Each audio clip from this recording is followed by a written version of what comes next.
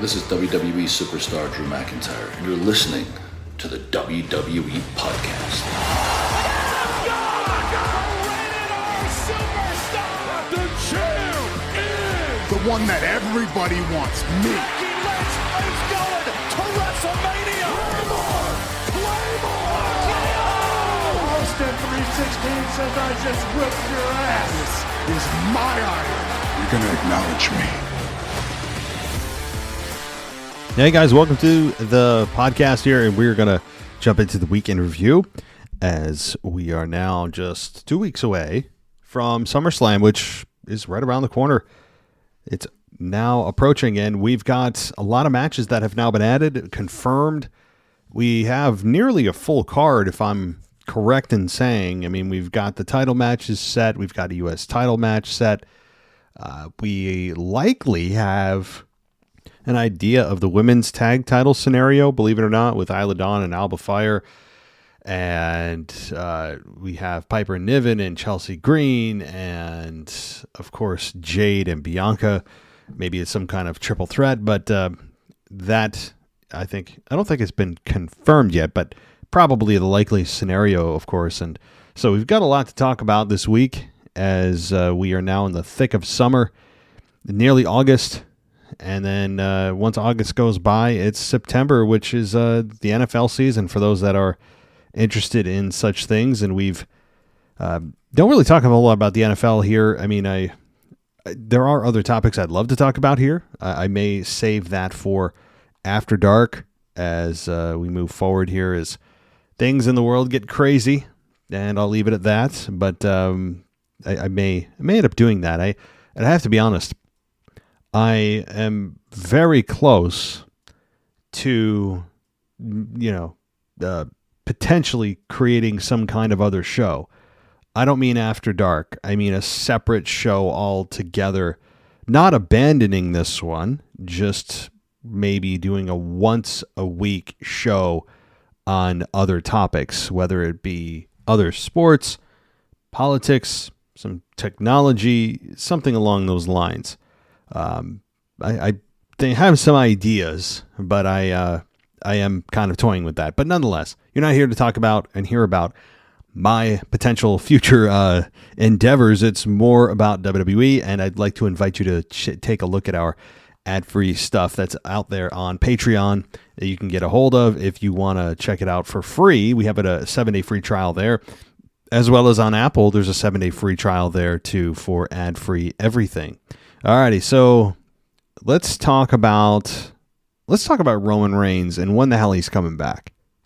At this point, we're all ready. We are all ready to go.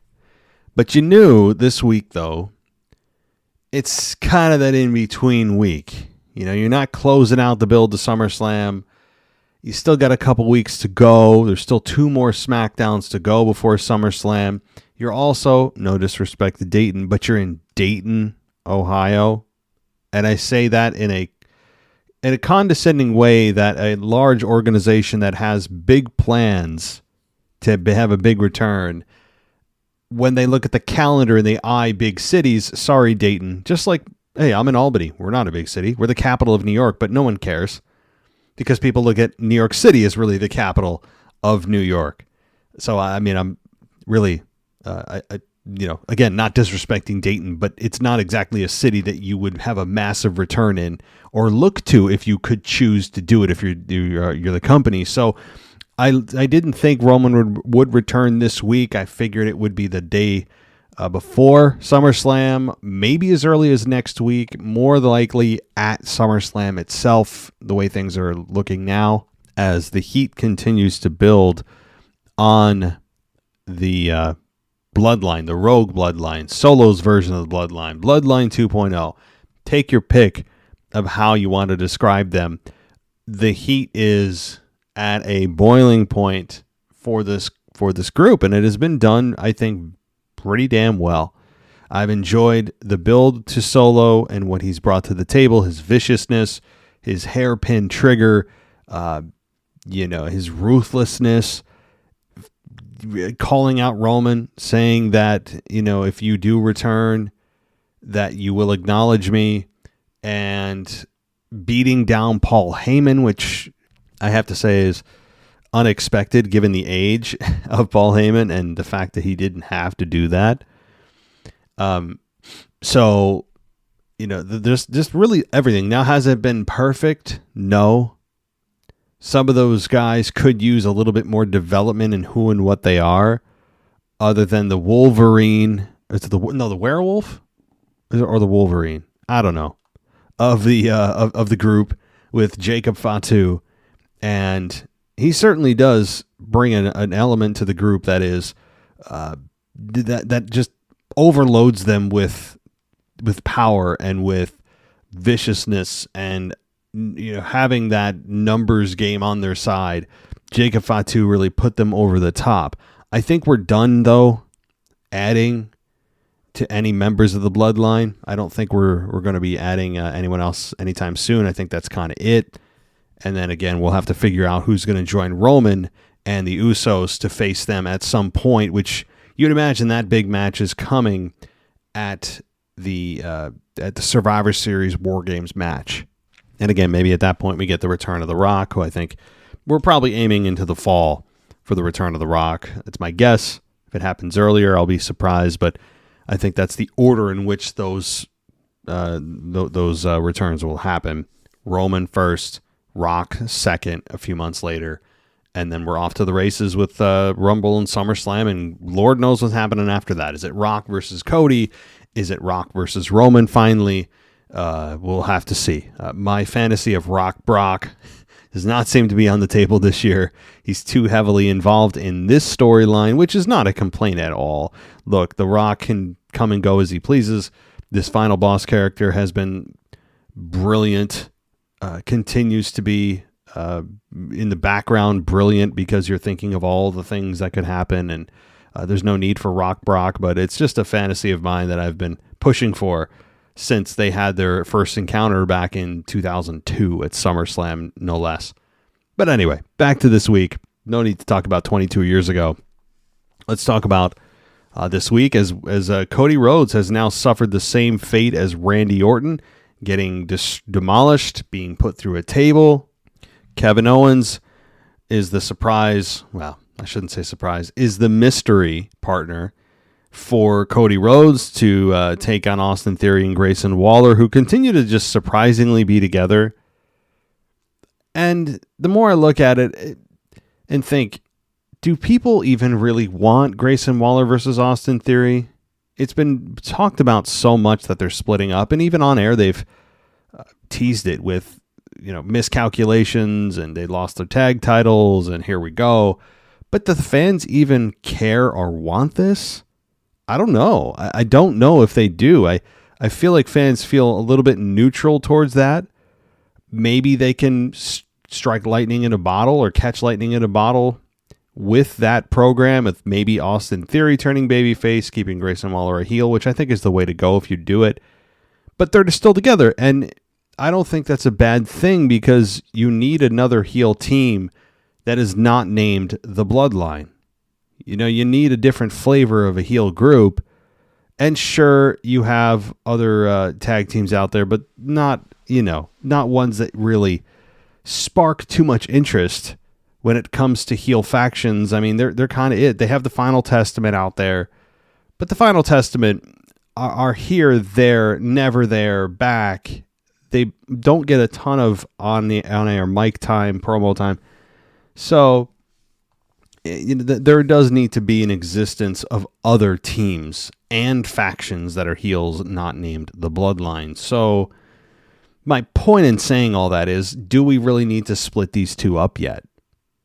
I don't think there's a long-term game for them to stay together, but in the short term, I think they serve a purpose of being that team that can help other babyface teams get over and get to that next level. At the same time, they need to elevate themselves. I mean, they continue to put on really good matches.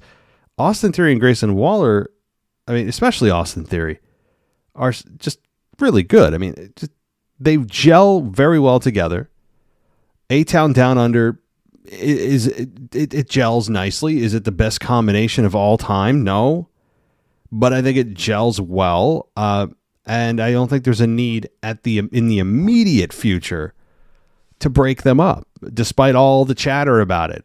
So this match, by the way, with Cody and Kevin was fun. You knew that Kevin Owens was going to give it his all, as he always does. We got a nice update, too, from, I think, was it Corey Graves? It might have been, who said that, that Kevin Owens' mom seems to be doing better, that she's out of the hospital and is doing better. Again, I don't know specifically what was wrong with her. Maybe you guys do, but that's good news. That's good news. On a human level, these are still men and women that have families, and that's always nice to hear that, that his mom is doing better. So good news. And now we have, again, this matchup that was really good. And there's almost with every match that I talk about, I don't go into great detail about it because you get performers that are just so good. It's not really worth going into move by move outside of just my general thoughts, the finish, maybe some important spots that happen in there. But there's so much good wrestling and good to great wrestlers right now that I don't think there's a need to just continue to say the same thing over and over. But I will say it was the right strategy to have Cody Rhodes get that hot tag. He's the champion. You figure he's going to get the hot tag because he's the guy who's facing Solo. Kevin Owens as of this moment does not have an actual match at SummerSlam, kind of like Seth Rollins floating out in the wind. Now next week, does Kevin Owens end up meeting the same fate as Randy did and as this past week Cody did? I think that's logical. If you take out each guy one by one every week, it makes sense. But then what do you do the night before the event? I mean, I don't know, because what are Randy and Kevin doing at SummerSlam? The answer right now is absolutely nothing as of this recording. So I'm not complaining.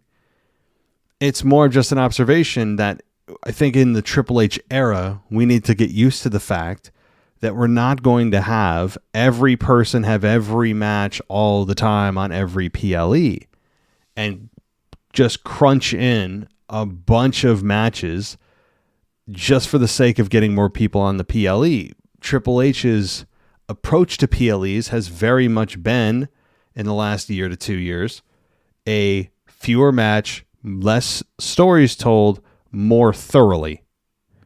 And I like that. I mean, he said, 5-6 matches per card? Even the WrestleMania nights, given they're split into two, are 5 matches, I think. 6 at the most.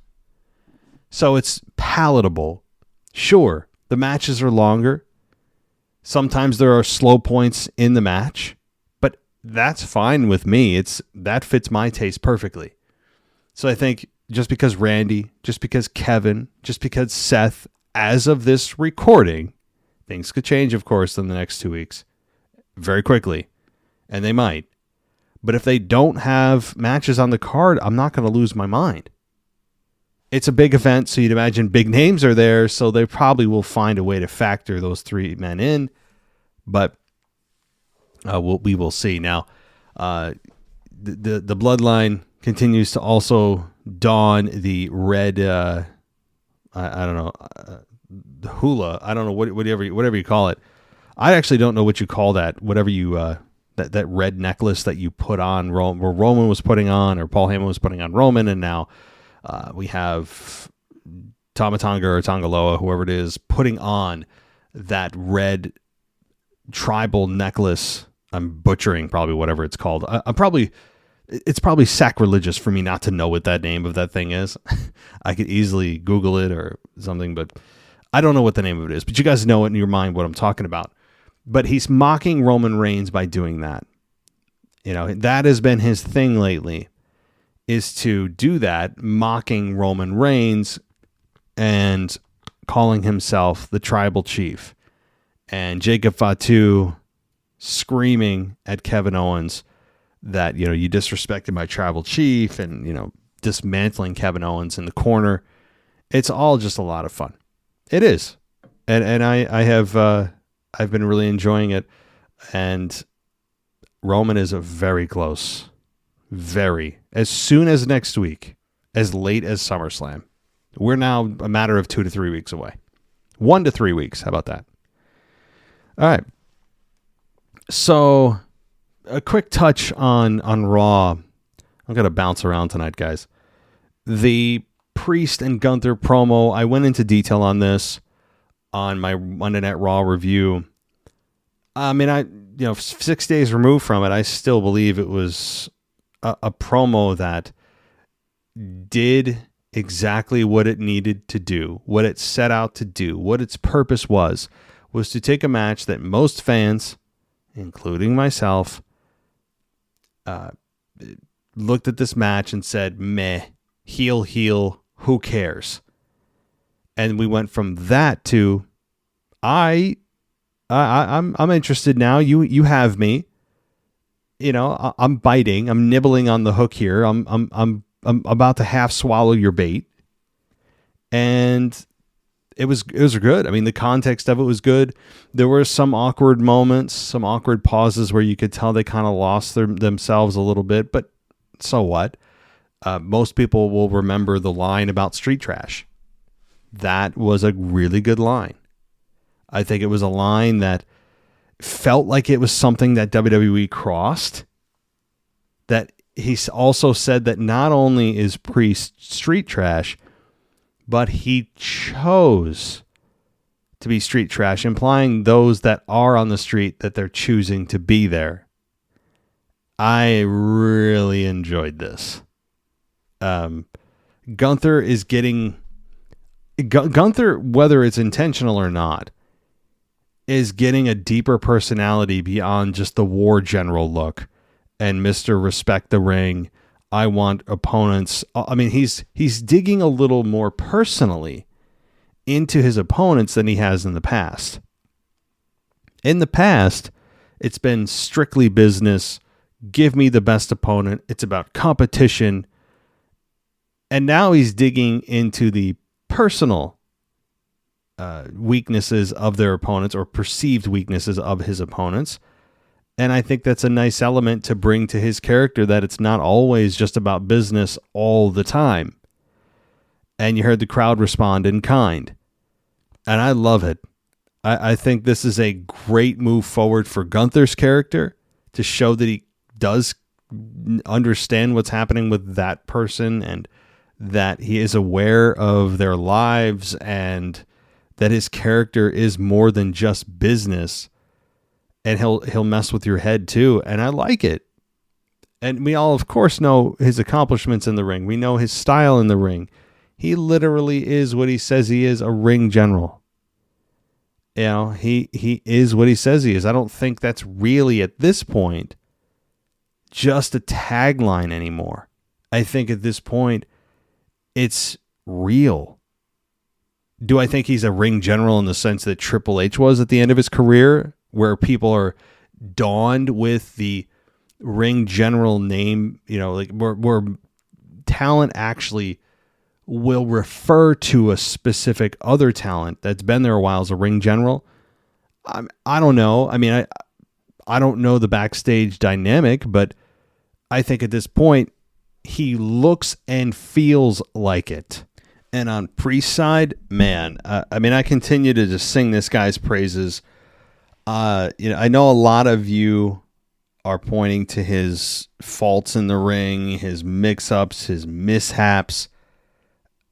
The guy is, outside of, him nearly breaking his own leg 2 pay-per-views ago, and then botched finish to Money in the Bank. I mean, you take those 2 away, and you look at this guy and you're like, this is starting to actually feel, this guy is starting to feel like our actual champion. He's not the guy that just cashed in opportunistically, is holding the championship that he's going to drop in a few weeks or whatever. He's held it now. And like I've said, we are at the point where you, believe it or not, have to give Priest a significant chance to retain against Gunther. Is there going to be interference from Seth Rollins? Maybe. Does Seth Rollins turn heel? Maybe. Is Seth Rollins the special guest referee? Maybe. But I also have an issue with Seth being a special guest referee when is that exactly the best use of his skills at a big PLE? No, I don't think it is. Well, I think we will get our answer tomorrow night or tonight, of course, depending on when you're listening to this, on Monday Night Raw. So, all right, bouncing back to SmackDown now, talking about the Logan Paul LA Knight confrontation. You talk about another guy, a little bit different of a path and a different situation, but there are some similarities in Priest and Paul here. Because Logan Paul is a guy that comes from social media, yet he is an accomplished boxer. He is a badass athlete, young, can talk, has picked up the WWE style faster than anyone I've ever seen, including Kurt Angle. I think he's neck and neck with Kurt Angle. I know everybody uses that as the measuring stick for how quickly someone picks up wrestling. And sure, you could use Ronda Rousey as well. But I think Kurt Angle and Logan Paul are right up there with one another. That's a debate that you could have, right? That's a fun little conversation that you could have with your friends, or if I had someone on the show, I'd ask that question. But Logan Paul and LA Knight are in a program now that I am starting to really enjoy and does have some longevity to it, because LA Knight reminded us, hey, remember how I came out here a year ago and told you where you could stick all these bottles of Prime? I gave you a map. And then LA Knight proceeds to get a little bit torched by Logan Paul, calling him a Rock wannabe, compared him to some references that I guess I'm too old to know now, some SpongeBob stuff. But it was a nice back and forth battle. And LA Knight held his own against a much younger Logan Paul that, sure, he's the only thing about Logan Paul he has against him is his age. If you're looking for anything to knock him for, he's too young to hold the championship, or he's too young to fully understand the business. If someone didn't tell you his age, I think a lot of that preconceived idea of he's not able to hang here or doesn't understand the business would not even be brought into the conversation. This guy has just come into the WWE, felt a little uncomfortable at first. They tried to make him a babyface. Remember that? Do you guys remember that? A couple of years ago? 3 years ago? At WrestleMania? Kevin Owens ended up stunning him at WrestleMania.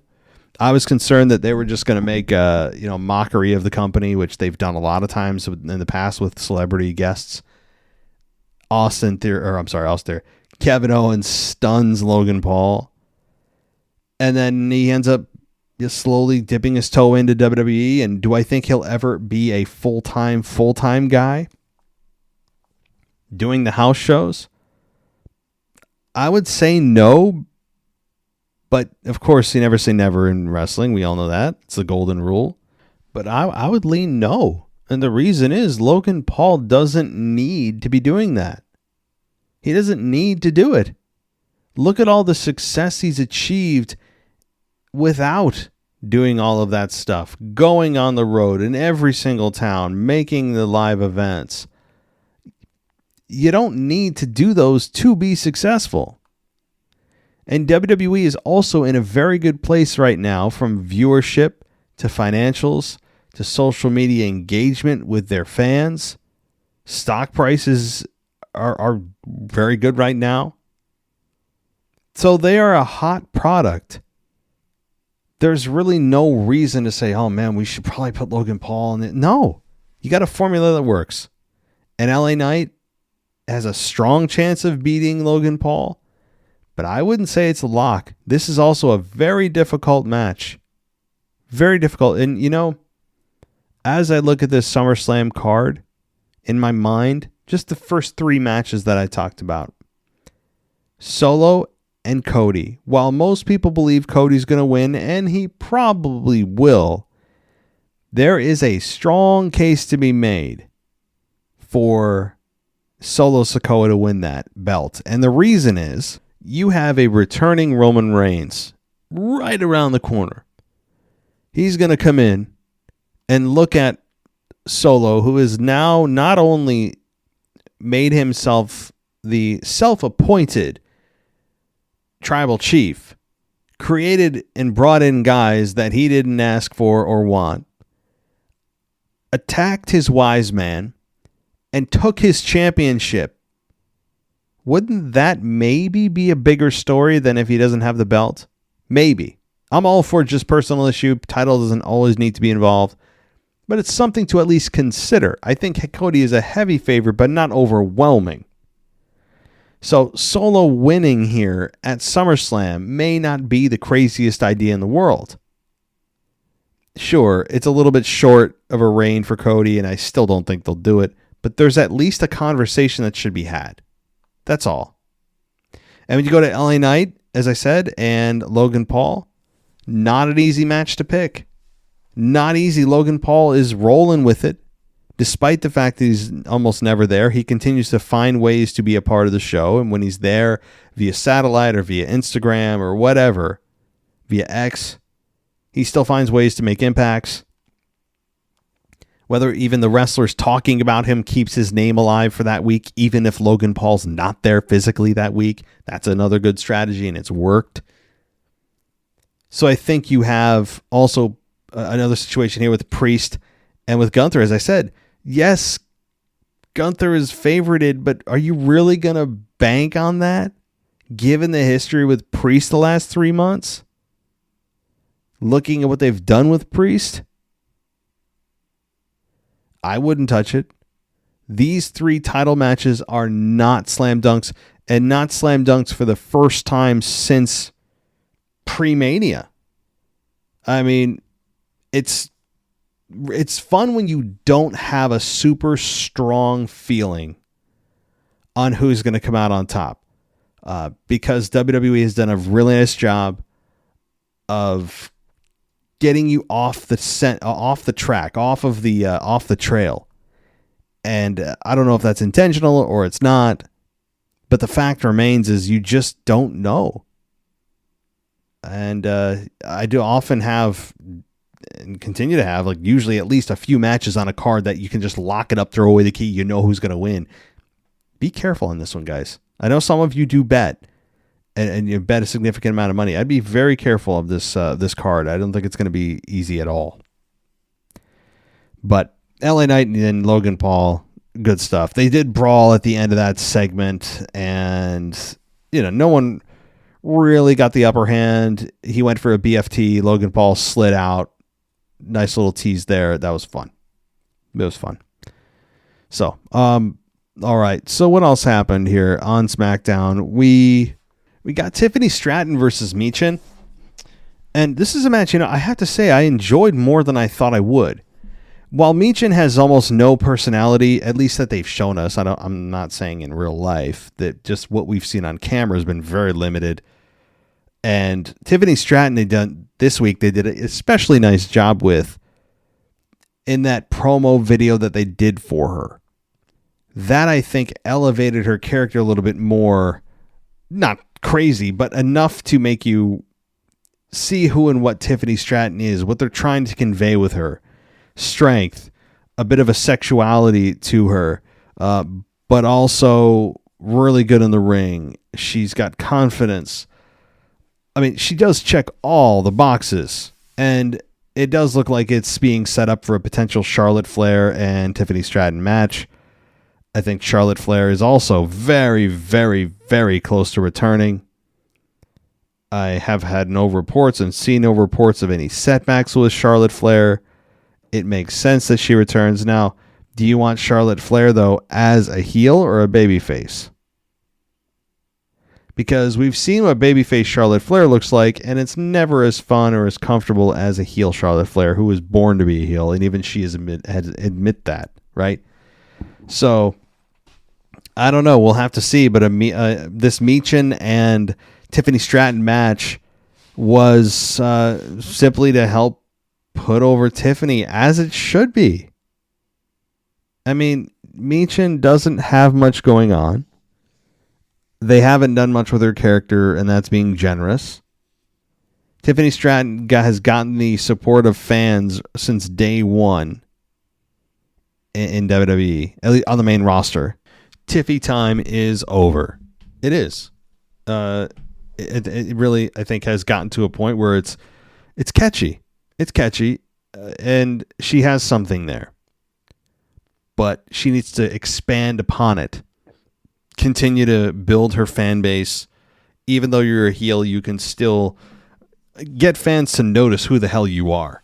And Tiffany Stratton and this video package, I think, this week did a nice job of that.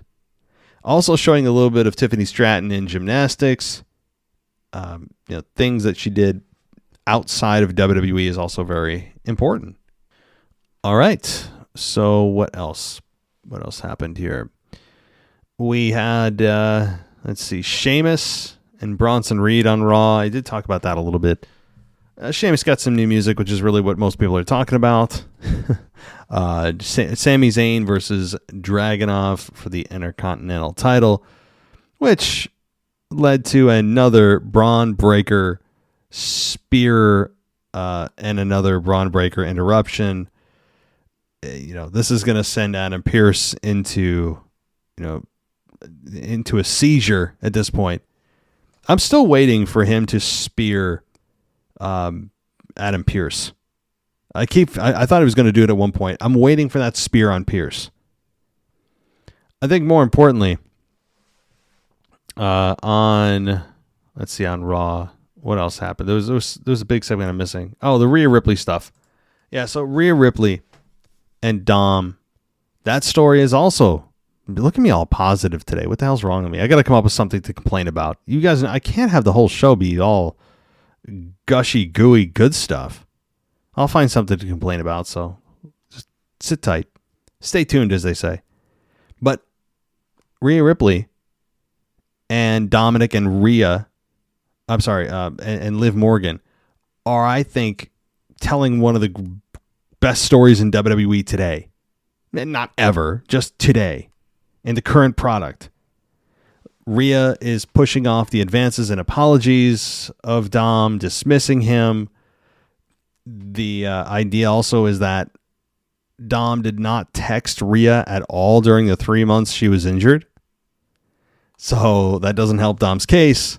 Rhea, continues to still pursue Dom. Dom is, I think, still headed for a ass kicking by Rhea. And I think that Liv Morgan is not going to drop the belt to Rhea Ripley at SummerSlam. Yes, she's overpowered, significantly overpowered. But the story doesn't warrant Rhea to win yet.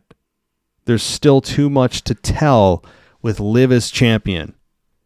And with Dom likely turning on Rhea at SummerSlam. That's my pick if SummerSlam were tomorrow.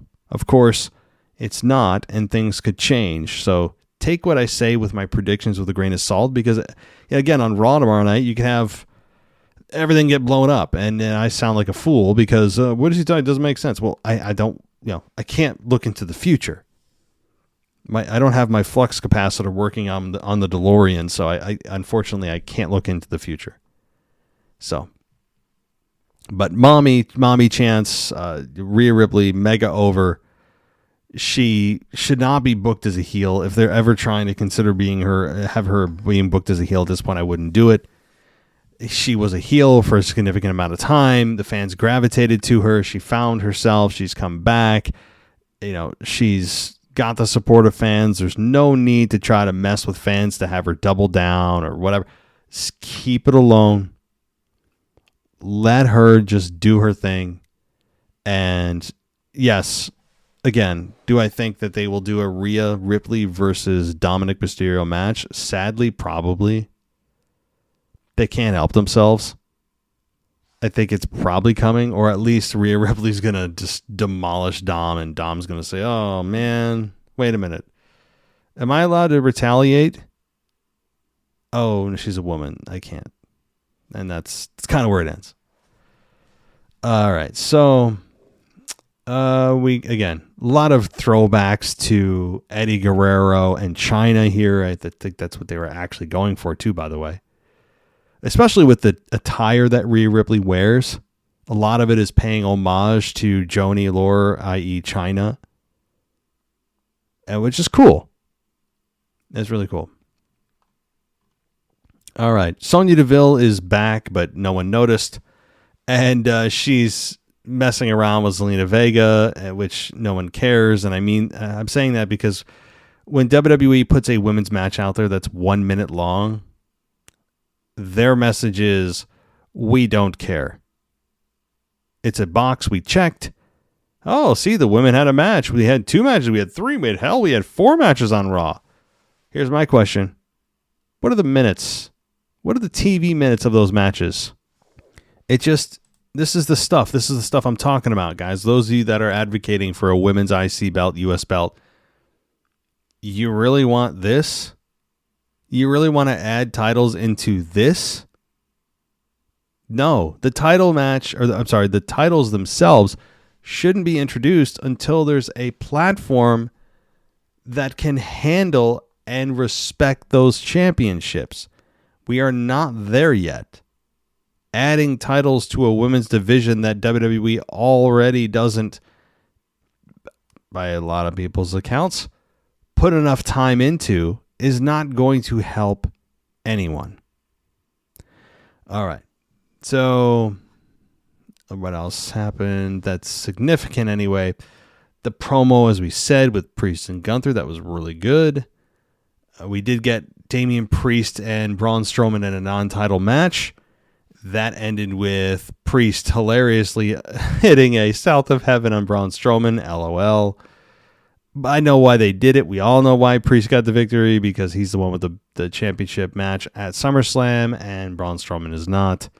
So, all right. Little tease of Xavier Woods being helped by Alpha Academy. And we got some Wyatt Six interference trying to attack Chad Gable after they, meaning Chad and the Creed brothers, beat down Bo Dallas. That leads to the Wyatt Six coming out. Nothing actually happens. There's just a bunch of maniacal laughing by Bo Dallas. All right. Let's see. Oh, McIntyre. That's the last thing I'll say on Raw.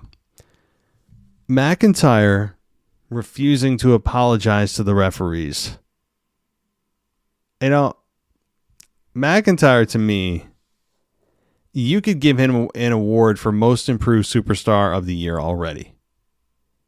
He has found what the word evolved means, and he has applied it, and applied it brilliantly. What he has done with his character over the last 12 months has been nothing short of miraculous. Coming off of, oh, look at my sword, Angela. Look, oh, it's a tribute to my mommy. And I'm mocking because I'm a jerk, but I hated the sword. I'm sorry. I hated the sword. I don't hate Drew. I think he's a genuinely good guy. The sword, though, while it's nice and it's symbolic and it does have actual meaning to him, and it is unique in that not a lot of people bring swords, you knew that he would never, ever be able to use it on anybody. Or if he did, it would be an obvious swing and a miss. So I wasn't a big fan of it. But he then turned into this guy that is the kind of falling into opportunistic victories, where he just sees no wrong in himself. And he's always the victim. It's just such a damn fun character. And what he's got going with Punk right now is gold. He refused this week to apologize to the referees and instead shoved them down and then pushed security aside and left, which means Adam Pearce has told him he's still suspended. Which I think makes sense to me. You're not going to have Punk and Drew likely brawl before the event. They could, but do you want that a little bit more controlled? Because otherwise every week they'd be just beating the hell out of each other, and it'd be kind of just a little bit on repeat. So McIntyre is still suspended as of this moment, but that will change. As we all know, Punk and Drew is going to be a match at SummerSlam. So, all right. Let's talk a little bit more about SmackDown and wrap it up. Here's a complaint. There we go. This ought to get some of you riled up. All right. This is a little bit in the spirit of moving women's wrestling forward. And Jade Cargill and, yes, Rhea Ripley at times was the focal point of my complaints with the women's attire. And am I going to sit here policing, taking notes, complaining to the FCC? No. I don't care on that level. I care about women's wrestling continuing to be women's wrestling, not bra and panties matches. And when you look at what Jade Cargill specifically wore this week, I'm a big Jade Cargill. I shouldn't say I'm a big Cargill fan because I've been complaining about her for forever. But I think she's been more improved than people give her credit for. I will say that. But what she wore this week on SmackDown was nothing short of just lingerie. I'm serious when I say this. What Jade Cargill was wearing this week is akin to having an escort put up an ad on a website. I mean, it looks like a picture with, at least from the outfit perspective, of what you would wear to put up an ad for an escort. I'm serious. And I know Jade Cargill has an insane physique, and good for her. That takes tons and tons of work and dedication. Could I do that? Hell no. Good for her. And I genuinely mean that. I'm not being a facetious jerk. But I also recognize what, in part, held the women back in the 90s and early mid-2000s. Part, not all, by a long shot, but in part, it was the male audience that continues to primarily be a male audience that ate that stuff up. The Sable stuff, right? Terry Runnels and Sunny, right? And the list goes on. And when you have the women who 20 years later, who are starting to show signs of going back to some of the attire that was worn back then, well, some red flags just go up for me. I'm not sitting here trying to be a male feminist. Women empowerment. I don't care about any of that. To me, everyone's equal, right? Everyone should be treated equally. I'm not about who should be treated better, men or women. Everybody should be treated the same. Okay, so I don't want to get into that crap. But I also recognize when I see it, I go, hey, I'm, as a guy, lived through the Attitude Era, lived through the Ruthless Aggression Era, understood and do understand still what WWE was trying to present with their women's division, which is a whole lot of sex. That's what they were presenting, with a little bit of wrestling sprinkled in for a long time. That was the flavor of women's wrestling. And it was considered generally a joke. Generally. There were exceptions. Trish Lita, right? Chyna was an exception. Victoria was an exception. Her program with Mickie James with Trish Stratus, but same with Victoria. They were all exceptions. But generally, the women's division in WWE's history has been viewed as kind of a sexual thing. And again, when I see this, it's just it reminds me of that a little bit. I know that she's trying to show off her physique. I'm talking about Jade now. She's proud of it, and she should be. But that doesn't mean you need to be so... You lack the self-awareness or the, I guess, just don't care. There's also that. Of understanding that, like, hey, I don't want men to sexualize me. I don't want my core audience to adhere to their biological wiring of thinking, wow, pretty woman. that does things to me. Now I'm not thinking about her match. I'm thinking about other things. And to those of you in the crowd or the audience listening here, you can deny that all you want or pretend I'm misogynistic or you're the one with the sex problem. No. It's called biology, my friends. And if a straight man says to you that when they look at Jade Cargill, they only see boss woman, girl boss, nonsense.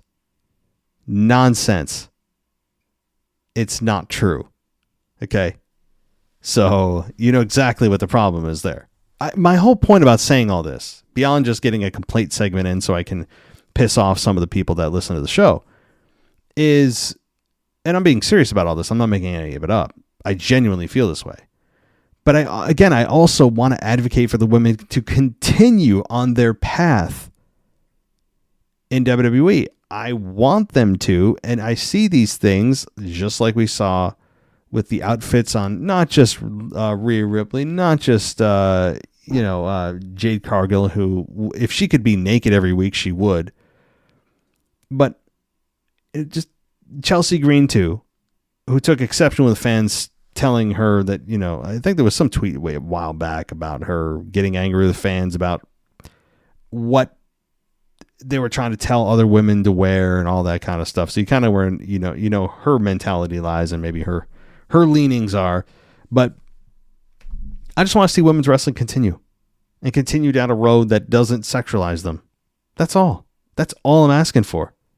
That's the entire reason. That I don't want skimpy outfits. Now, sure, they can wear athletic wear. I'm not saying for them to wear potato sacks or, sweats in a sweatshirt. No.